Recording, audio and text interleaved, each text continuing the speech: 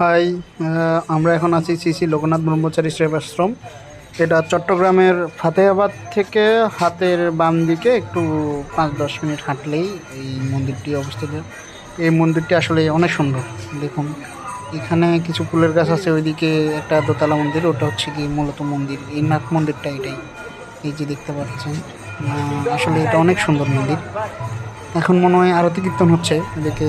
আবার এদিকে একটু দোকান আছে সব, যেখানে ধর্মীয় জিনিসপত্র কিনতে পাওয়া যায়। এখানে বরাবর দেখা যাচ্ছে আমাদের শিব ঠাকুর মহাদেব। এটাই হলো মূল মন্দির, আর পাশে আছে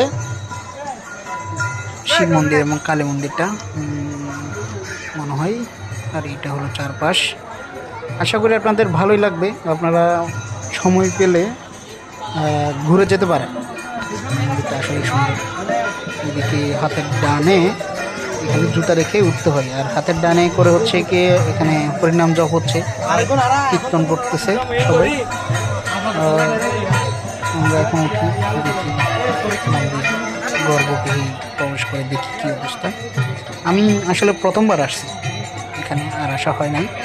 আমি আসছি আমার ওয়াইফ এবং আমার মাসির সাথে। উঠতেছে সবাই, আমাদের বয়সী, ছোট, আমাদের বয়সী। সুন্দর, চলো উপভোগ।